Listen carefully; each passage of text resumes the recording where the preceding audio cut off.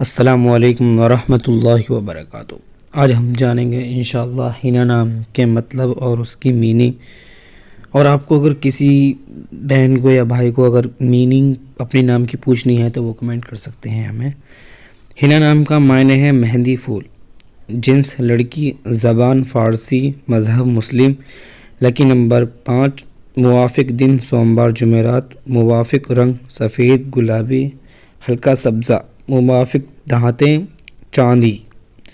اگر آپ کو بھی نام کا مطلب جاننا ہے اپنے نام کا یا کسی کے نام کا مطلب جاننا ہے تو آپ ہمیں کمنٹ کر سکتے ہیں۔ انشاءاللہ ہم آپ کو ضرور ایسی ویڈیو لائیں گے اور آپ کے نام کا مطلب آپ کا جواب دیں گے انشاءاللہ۔